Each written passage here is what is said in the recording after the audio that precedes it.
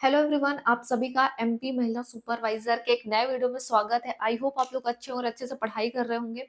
तो आज बहुत ही इंपॉर्टेंट टॉपिक के एमसीक्यू कराने जा रही हूँ। ये बहुत इंपॉर्टेंट है और आप लोग कर लेना और आप लोग की डिमांड पे ही है। तीनों टॉपिक के नाम बता देती हूँ। सबसे पहले सामुदायिक संगठन से हम क्वेश्चन करेंगे आज एमसीक्यू टाइप के, एनसीईआरटी बेस्ड। नेक्स्ट, विशेष आवश्यकता वाले बच्चे, जो हर शिफ्ट में पूछा जा रहा है। स्टार्टिंग से लेकर अभी तक क्वेश्चन पूछे गए हैं इससे और आगे भी पूछे जाएंगे, तो आपके लिए बहुत ज्यादा इंपॉर्टेंट है। Next, pre school. Pre school से भी काफी सारे क्वेश्चन आ रहे हैं, अभी तक आ रहे हैं। आज का भी मैंने पूछा, रिव्यू लिया। आपको आपका पेपर जब तक नहीं हो जाता है, आपको ज्यादा से ज्यादा एमसीक्यू करने हैं और जहां से मिल सके, जितने मिल सके सारे एमसीक्यू आपको करने हैं, राइट। तो जब तक आपका पेपर नहीं हो जाता है, आपको जहां से मिले, जितने मिले एमसीक्यू फटाफट करने हैं आपको, राइट। और इसके पहले कि हम एमसीक्यू स्टार्ट करेगा ना, अगर आपने वीडियो को अभी तक लाइक शेयर सब्सक्राइब नहीं किया तो फटाफट कर दो, राइट। उसके बाद ही स्टार्ट करेंगे। कर दो फटाफट, लाइक करो, शेयर करो और सब्सक्राइब करो। हमारा क्यों नहीं होता है? क्योंकि हम अपने आप को अच्छे से तैयार ही नहीं करते हैं। ना तो प्री के लिए करते हैं। अगर हम अपने आप को प्री के लिए अच्छे से तैयार कर लेते हैं, प्रीलिम्स एग्जामिनेशन के लिए, तो हमारा मेंस बचा रहता है। तो कुल मिला के फाइनल सिलेक्शन नहीं हो पाता है। तो इसी प्रॉब्लम को सॉल्व करने के लिए आपके लिए कुछ है। PWMP एग्जाम वाला के नए बैचेस आ गए हैं, MPPSC 2026 और MPSI के लिए, जिसमें आपको मिल रहा है live classes, daily practice paper, daily mains practice, full length test, class notes, PYQ analysis और भी बहुत कुछ, वो भी अफोर्डेबल प्राइस में। और ज़्यादा डिस्काउंट के लिए अगर आप मेरा कूपन कोड PSC वाली यूज़ करेंगे तो आपको 1000 तक का एक्स्ट्रा डिस्काउंट मिलेगा MPSI और MPPSC के सारे बैचेस पे, राइट। और ये बहुत ही ज़्यादा अफोर्डेबल है। ये सारे बैचेस हैं। सक्षम MPPSC फाउंडेशन बैच 2026 9,999 का है, आपको मिल रहा है सिर्फ 4499 में।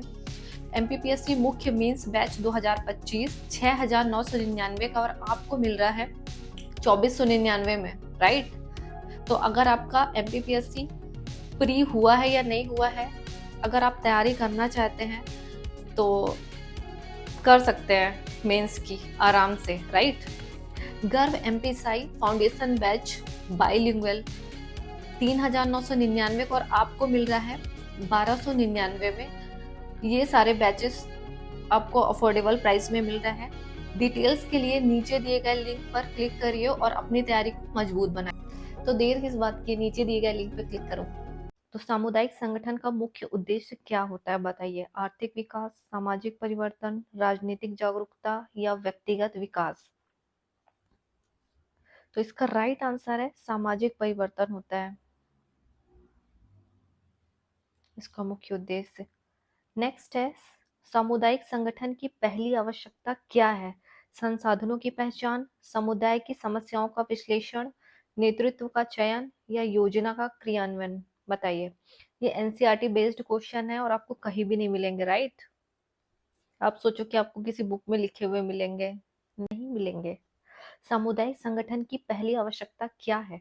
संसाधनों की पहचान, समुदाय की समस्याओं का विश्लेषण, नेतृत्व का चयन या योजना का क्रियान्वयन? बताइए। तो राइट आंसर है इसका समुदाय की समस्याओं का सामुदायिक संगठन का प्रमुख घटक कौन सा है? सरकार, समुदाय के लोग, गैर सरकारी संगठन या प्रशासनिक अधिकारी? बताइए। तो इसका राइट आंसर है समुदाय के लोग ही सामुदायिक संगठन का मुख्य घटक है।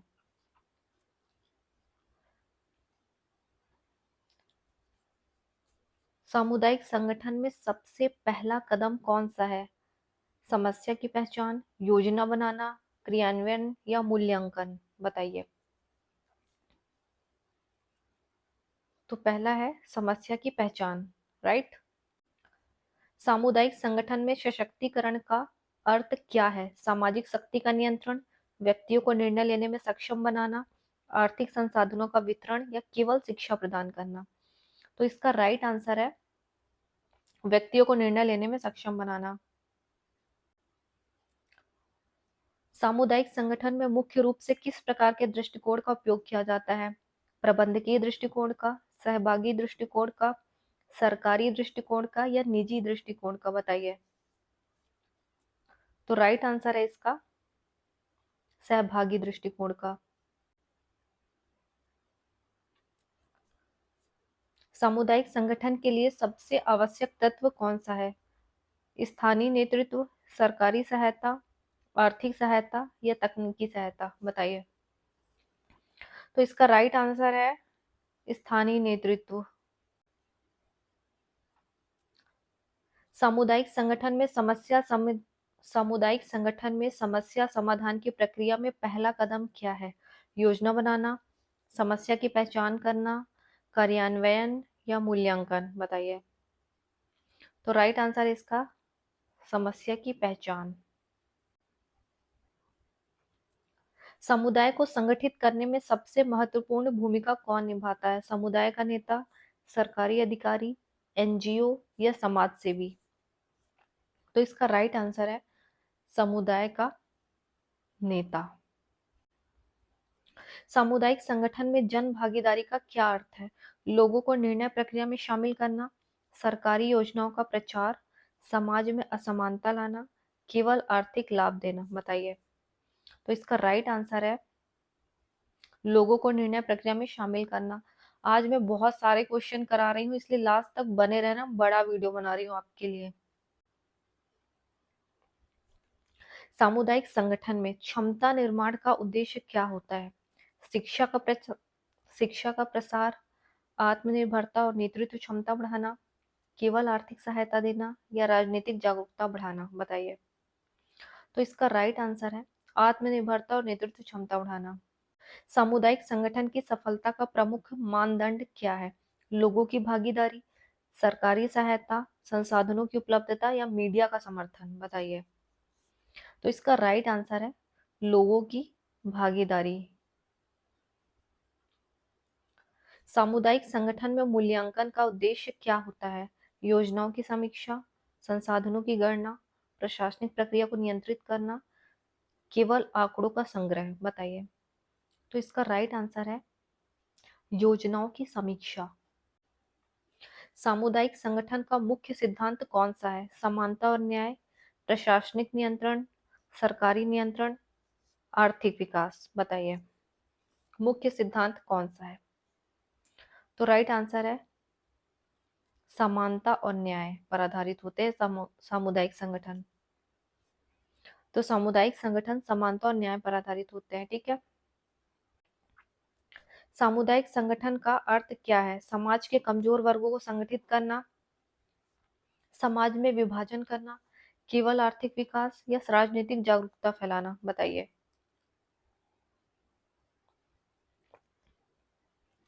तो राइट आंसर है समाज के कमजोर वर्गों को संगठित करना। सामुदायिक संगठन में कौन सा तत्व सबसे महत्वपूर्ण है? नेतृत्व, संसाधन, प्रशासनिक नियंत्रण या आर्थिक सहायता? तो इसका राइट आंसर है, क्या है राइट आंसर? नेतृत्व है। और आप लोगों ने बताया नहीं कि आप लोग को गद्यांश समझ में आया कि नहीं आया। मैंने बताया था आपको कि आपको फीडबैक देना है, मुझे फीडबैक चाहिए, राइट। सामुदायिक संगठन में प्रयास और परिणाम का संबंध किससे है? समस्या समाधान, संसाधनों का वितरण, सरकारी योजनाओं का कार्यान्वयन, लोगों को आत्मनिर्भर बनाना, बताइए। तो इसका राइट आंसर है लोगों को आत्मनिर्भर बनाना, ठीक है। सामुदायिक संगठन में प्रक्रिया में सहभागिता का क्या महत्व है? निर्णय लेने में भागीदारी, सरकारी योजनाओं का प्रचार, केवल आर्थिक लाभ देना, लोगों में असंतोष फैलाना, इसका क्या आंसर होगा? तो इसका राइट आंसर है निर्णय लेने में भागीदारी। सामुदायिक संगठन का मुख्य साधन क्या है? नेतृत्व और भागीदारी, सरकारी सहायता, आर्थिक संसाधन, तकनीकी ज्ञान। तो इसका राइट आंसर है नेतृत्व और भागीदारी। सामुदायिक संगठन में नेतृत्व विकास का मुख्य उद्देश्य क्या है? स्थानीय लोगों को नेतृत्व के लिए तैयार करना, राजनीतिक जागरूकता बढ़ाना, सरकारी योजनाओं का प्रचार, या फिर प्रशासनिक प्रक्रिया को आसान बनाना? तो इसका राइट आंसर है स्थानीय लोगों को नेतृत्व के लिए तैयार करना। सामुदायिक संगठन में सशक्तिकरण का मुख्य उद्देश्य क्या है? निर्णय लेने की शक्ति देना, केवल शिक्षा देना, संसाधनों का वितरण करना या आर्थिक सहायता प्रदान करना? तो इसका राइट आंसर है निर्णय लेने की शक्ति देना। ठीक है।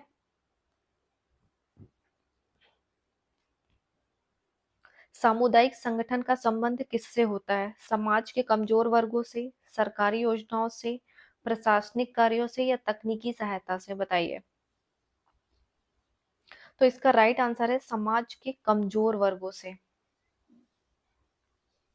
सामुदायिक संगठन में समस्या विश्लेषण का मुख्य उद्देश्य क्या है? बताइए, समस्या के विश्लेषण का मुख्य उद्देश्य क्या होता है? समस्याओं की जड़ तक पहुंचना, सरकारी योजनाओं का प्रचार, संसाधनों की गणना या मीडिया का समर्थन? आंसर आपको दिख रहा है सामने कि क्या होगा, राइट? तो इसका राइट आंसर है समस्याओं की जड़ तक पहुंचना। जब हम किसी चीज का विश्लेषण करते हैं तो उसकी जड़ तक पहुंच जाते हैं कि रियल प्रॉब्लम कहाँ है। सामुदायिक संगठन में समस्या समाधान किस प्रक्रिया का हिस्सा है? योजना निर्माण का, कार्यान्वयन का, मूल्यांकन का या निगरानी का? बताइए। समस्या समाधान। तो समस्या समाधान जो है योजना निर्माण का है, राइट?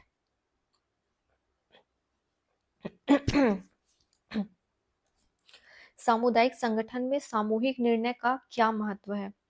निर्णय में सभी की भागीदारी, केवल सरकार की भागीदारी, आर्थिक संसाधनों का नियंत्रण, केवल सामाजिक समस्याओं का समाधान? तो इसका सही आंसर क्या होगा?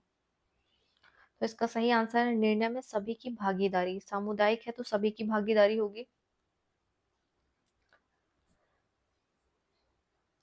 सामुदायिक संगठन में सामाजिक बदलाव किस प्रक्रिया का परिणाम है? सामूहिक भागीदारी का, प्रशासनिक नियंत्रण का, संसाधनों का वितरण या सरकारी योजनाओं का कार्यान्वयन? बताइए। तो इसका राइट आंसर है सामूहिक भागीदारी का परिणाम है, राइट? सामुदायिक संगठन का उद्देश्य किस प्रकार के विकास को बढ़ावा देना है? सतत और समावेशी विकास, केवल आर्थिक विकास, औद्योगिक विकास या राजनीतिक जागरूकता? तो इसका जो राइट आंसर है सतत और समावेशी विकास। सामुदायिक संगठन में नेतृत्व प्रशिक्षण का उद्देश्य क्या है? समुदाय में नेतृत्व क्षमता विकसित करना, सरकारी योजनाओं का प्रचार, आर्थिक संसाधनों का वितरण या प्रशासनिक प्रक्रिया को मजबूत करना? समुदाय में नेतृत्व क्षमता विकसित करना। मैं सोच रही हूँ मेरी आवाज कोई सुन तो नहीं रहा। मेरी आवाज कोई सुन तो नहीं रहा होगा। अभी रात को अभी रात को 2 बजने वाले हैं, पौने 2 बज गए हैं और एकदम पिन ड्रॉप साइलेंस है। सब सोच रहे होंगे ये इतनी तेज तेज पढ़ाई कौन कर रहा है। इसीलिए मुझे हंसी आ गई। सामुदायिक संगठन का दीर्घकालिक उद्देश्य क्या होता है?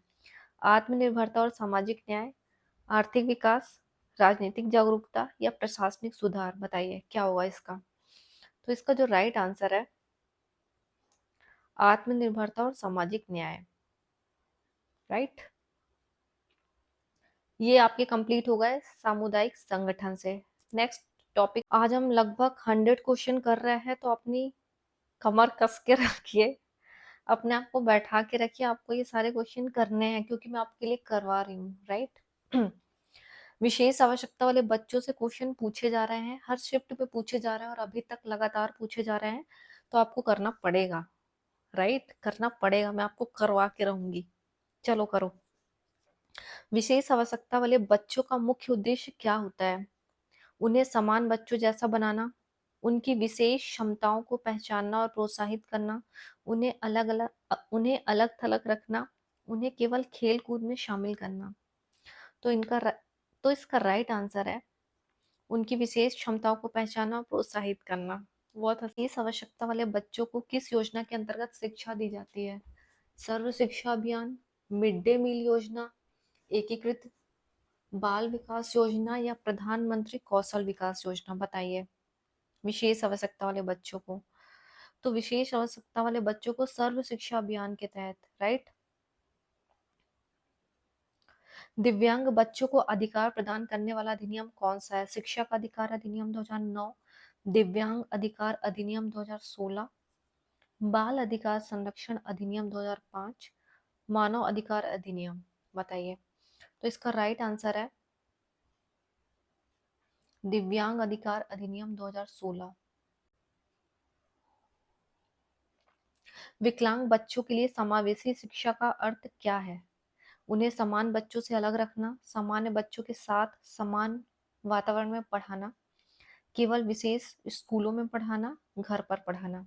तो इसका राइट आंसर है, अगर आपने अच्छे से पढ़ा होगा तो इसका राइट आंसर है सामान्य बच्चों के साथ उनको पढ़ाना, राइट।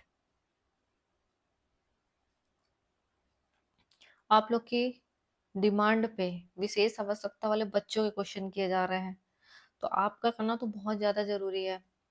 दृष्टिहीन बच्चों के लिए विशेष उपकरण कौन सा है? बताइए। ब्रेल लिपि, दृष्टिहीन, राइट, जो देख नहीं सकते, तो जो बच्चे, ब्रेल लिपि, व्हील चेयर, हियरिंग एड या स्लेट और पेंसिल? बताइए दृष्टिहीन के लिए। तो ये है ब्रेल लिपि। मानसिक रूप से विकलांग बच्चों के विकास में मुख्य भूमिका किसकी होती है? शिक्षक की, माता पिता की, समाज की या सभी की? उपरोक्त बताइए। तो सभी की भूमिका होती है। बहुत ही अच्छे क्वेश्चन है, बेस्ट क्वेश्चन है, बेसिक क्वेश्चन है, एनसीईआरटी बेस्ड है और ऐसे ही क्वेश्चन पूछे भी जा रहे हैं। अब इससे अच्छा क्या होगा? और आपको ये क्वेश्चन रात को कराए जा रहे हैं 2 बजे।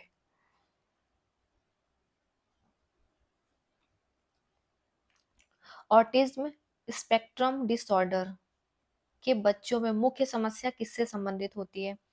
शारीरिक विकास, सामाजिक और संचार कौशल, सुनने की क्षमता या दृष्टि की समस्या? बताइए। ऑटिज्म जो है इसका संबंध है संचार, सामाजिक और संचार कौशल से, ठीक है। विशेष आवश्यकता वाले बच्चों के विकास में कौन सा कारक सबसे अधिक महत्वपूर्ण है? सामाजिक वातावरण, शिक्षक का व्यवहार, अभिभावकों का सहयोग या सभी? उपरोक्त बताइए। उपरोक्त सभी। तो इसका राइट आंसर है उपरोक्त सभी। 2 टिक तो लगाने पड़ेंगे, तभी तो पता चलेगा। तो अगर आपने पहले नहीं पढ़ा तो आपका एक आपकी एक वो बन जाएगा, बेस बन जाएगा, थिंकिंग बन जाएगी कि हाँ, माइंड सेटअप की ऐसे करना है इनको। मानसिक विकलांग बच्चों को किस प्रकार की शिक्षा दी जाती है? सामान्य शिक्षा, व्यावसायिक शिक्षा, विशेष शिक्षा या खेल कूद आधारित शिक्षा? बताइए। मानसिक विकलांग बच्चों को तो इनको विशेष शिक्षा दी जाती है। दिव्यांग बच्चों को समाज की मुख्य धारा से जोड़ने के लिए कौन सी प्रक्रिया अपनाई जाती है? समावेशी शिक्षा, अलगाव, विशेष स्कूल या ट्यूटर शिक्षा? बताइए। तो इसका राइट आंसर है समावेशी शिक्षा। विशेष आवश्यकता वाले बच्चों की शिक्षा में आरटीई का क्या योगदान है? राइट टू एजुकेशन का। उन्हें मुफ्त और अनिवार्य शिक्षा प्रदान करना, केवल सामान्य बच्चों के लिए शिक्षा देना, व्यावसायिक प्रशिक्षण देना या उन्हें घर पर पढ़ाना? बताइए। तो इसका राइट आंसर है उन्हें मुफ्त और अनिवार्य शिक्षा प्रदान करना। बधिर बच्चों के लिए विशेष उपकरण कौन सा है? ब्रेल लिपि, हेयरिंग एड, व्हील चेयर या स्पीच मशीन? बताइए। तो इसका राइट आंसर है हेयरिंग एड, ठीक है। विशेष आवश्यकता वाले बच्चों के लिए सबसे उपयुक्त शिक्षण विधि कौन सी है? प्रत्यक्ष शिक्षण, खेल आधारित शिक्षण, दृष्टांत आधारित शिक्षण या उपरोक्त सभी? तो इसका आंसर है, जिसमें भी उपरोक्त सभी हो उसका आंसर सभी होगा। मानसिक रूप से विकलांग बच्चों की पहचान किसके द्वारा की जाती है? शिक्षक, चिकित्सक और मनोवैज्ञानिक, माता पिता और समाज? बताइए। तो मानसिक रूप से शिक्षक और मनोवैज्ञानिक द्वारा की जाती है, राइट। दिव्यांग बच्चों के लिए सर्व शिक्षा अभियान का लक्ष्य क्या है?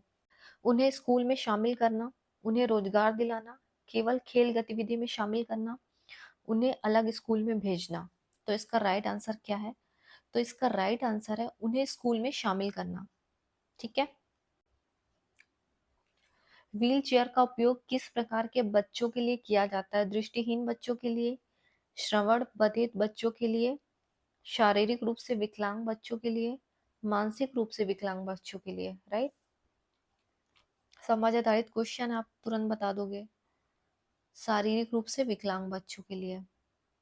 विशेष आवश्यकता वाले बच्चों की देखभाल के लिए कौन सी विधि सबसे प्रभावी है? कठोर अनुशासन, स्नेह और समझ, सख्त नियम, केवल चिकित्सा। बताइए। ये क्वेश्चन आया था, समझ वाला है ना, इसलिए। स्नेह और समझ। विशेष आवश्यकता वाले बच्चों में आत्मविश्वास कैसे विकसित किया जा सकता है? उन्हें स्वतंत्र निर्णय लेने के अवसर देकर, उन्हें दूसरों पर निर्भर रखकर, उन्हें अलग थलग रखकर, उन्हें डांट कर। तो इसका राइट आंसर है उन्हें स्वतंत्र निर्णय लेने के अवसर देकर। समावेशी शिक्षा का मुख्य उद्देश्य क्या है? सभी बच्चों को समान अवसर देना, केवल सामान्य बच्चों को लाभ पहुंचाना, विशेष आवश्यकता वाले बच्चों को अलग रखना, शिक्षकों पर बोझ बढ़ाना। राइट आंसर क्या है इसका? बताइए। तो इसका राइट आंसर है सभी बच्चों को समान अवसर देना। ठीक है। स्पीच थेरेपी की आवश्यकता किस प्रकार के बच्चों को होती है? दृष्टिहीन बच्चों को, श्रवण बाधित और बोलने में समस्या वाले बच्चों को, शारीरिक रूप से विकलांग बच्चों को, मानसिक रूप से विकलांग बच्चों को। क्या होगा इसका राइट आंसर? तो इसका राइट आंसर है श्रवण बाधित और बोलने में समस्या वाले बच्चों को। ठीक है। विकलांग बच्चों की शिक्षा के लिए सरकार द्वारा कौन सी योजना चलाई जा रही है? समग्र शिक्षा अभियान, प्रधानमंत्री ग्रामीण शिक्षा योजना, सर्व शिक्षा अभियान, प्रधानमंत्री कौशल विकास योजना। तो ये चलाई जा रही है सर्व शिक्षा अभियान। राइट। दृष्टिहीन बच्चों के लिए ब्रेल लिपि किसने विकसित की है? हेलेन केलर ने, लुइस ब्रेल ने, मैरी क्यूरी ने, अल्बर्ट आइंस्टीन ने। तो इसका राइट आंसर है लुइस ब्रेल ने विकसित की है ब्रेल लिपि। विशेष आवश्यकता वाले बच्चों को आत्मनिर्भर बनाने के लिए कौन सा प्रशिक्षण दिया जाता है? व्यावसायिक प्रशिक्षण, शारीरिक प्रशिक्षण, भाषाई प्रशिक्षण या केवल खेल कूद।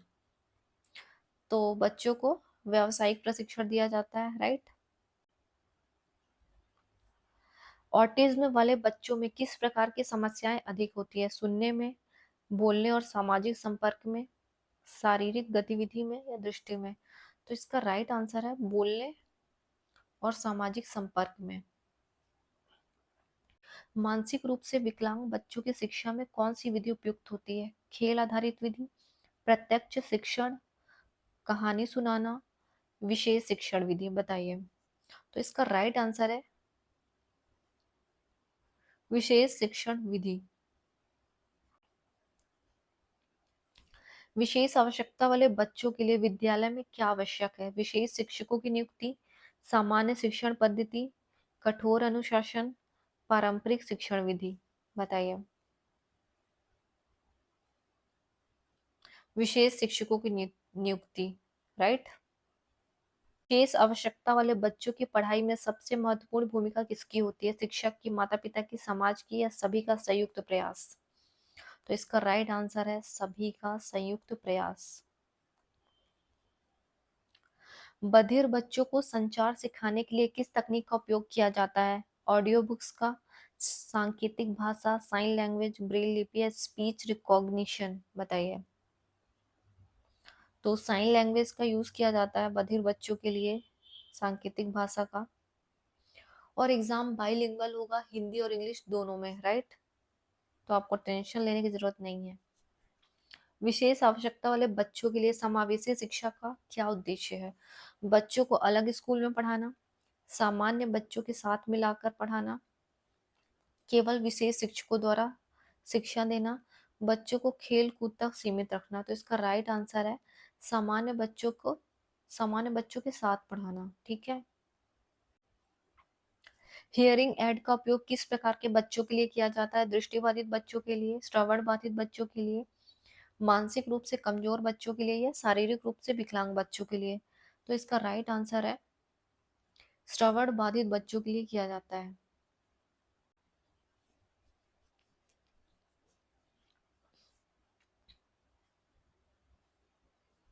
विशेष आवश्यकता वाले बच्चों में आत्मनिर्भरता बढ़ाने के लिए कौन सा कौशल सिखाया जाना चाहिए? सामाजिक कौशल, शैक्षणिक कौशल, व्यवसायिक कौशल या उपरोक्त सभी? तो इसका राइट आंसर है उपरोक्त सभी। डबल। ब्रेल लिपि कितने बिंदुओं पर आधारित होती है? 4, 6, 8 या 10? बताओ। तो राइट आंसर है ब्रेल लिपि 6 बिंदुओं पर आधारित होती है। विशेष आवश्यकता वाले बच्चों को शिक्षा में शामिल करने के लिए शिक्षक को किस प्रकार का प्रशिक्षण दिया जाता है? समावेशी समावेशी शिक्षा का प्रशिक्षण, शारीरिक शिक्षा का प्रशिक्षण, कंप्यूटर शिक्षा का प्रशिक्षण या सामान्य शिक्षण प्रशिक्षण? बताइए। तो इसका राइट आंसर है समावेशी शिक्षा प्रशिक्षण। मानसिक मानसिक विकला मानसिक विकलांग बच्चों के लिए कौन सी विधि सबसे उपयुक्त होती है? प्रत्यक्ष शिक्षण विधि, खेल आधारित शिक्षण, दृष्टांत आधारित शिक्षण या विशेष शिक्षण विधि? बताइए। तो इसका राइट आंसर है विशेष शिक्षण विधि। इसमें पूछ लिया है कि विशेष आवश्यकता वाले बच्चों के लिए आईईपी का पूर्ण रूप क्या है? Indian education plan, individualized education plan, international education program, innovative education पद्धति? तो राइट आंसर आपको दिख रहा है बी है ना। तो इसका ये राइट आंसर है इंडिविजुअलाइज्ड एजुकेशन प्लान। स्कूल में आ जाते हैं। शाला पूर्व शिक्षा का मुख्य उद्देश्य क्या है? बच्चों को अनुशासित बनाना, बच्चों में रचनात्मकता और सीखने की रुचि विकसित करना, बच्चों को परीक्षा के लिए तैयार करना, बच्चों को लिखना सिखाना? बताइए क्या उद्देश्य है? तो इसका राइट आंसर है बच्चों में रचनात्मकता और सीखने की रुचि विकसित करना। शाला पूर्व शिक्षा किस आयु वर्ग के बच्चों को दी जाती है? 0 से 3 वर्ष, 3 से 6 वर्ष, 6 से 8 वर्ष या 8 से 10 वर्ष? बताइए। तो राइट आंसर है 3 से 6 वर्ष के बच्चों को दी जाती है शाला पूर्व शिक्षा। बच्चों के समग्र विकास के लिए शाला पूर्व शिक्षा में किस प्रकार की गतिविधियां कराई जाती हैं? केवल शैक्षिक गतिविधियां, खेल कूद और संगीत, खेल, कला, संगीत और कहानी सुनाना, लिखने और पढ़ने की गतिविधियां? तो इसका राइट आंसर है सब करवाया जाता है, मतलब खेल, कला, संगीत और कहानी सुनाना। छोटे बच्चों को यही सब कराते हैं, प्ले स्कूल्स होते हैं ना। शाला पूर्व शिक्षा का मुख्य ध्यान किस पर केंद्रित होता है? स्मृति विकास पर, संज्ञानात्मक, सामाजिक और भावनात्मक विकास पर, केवल भाषा विकास पर या शारीरिक विकास पर? बताइए। तो इसका राइट आंसर है संज्ञानात्मक, सामाजिक और भावनात्मक विकास पर। आंगनवाड़ी केंद्रों में शाला पूर्व शिक्षा किस योजना के तहत दी जाती है? सर्व शिक्षा अभियान, एकीकृत बाल विकास योजना, आईसीडीएस, समग्र शिक्षा अभियान या मिड डे मील योजना? तो इसका राइट आंसर है एकीकृत बाल विकास योजना, आईसीडीएस। शाला पूर्व शिक्षा में खेल आधारित शिक्षण का मुख्य उद्देश्य क्या है? बच्चों को व्यस्त रखना, बच्चों में समस्या समाधान और रचनात्मकता का विकास, बच्चों को अनुशासन सिखाना, बच्चों को जल्दी लिखना सिखाना? तो इसका राइट आंसर है बच्चों में समस्या समाधान और रचनात्मकता का विकास करना।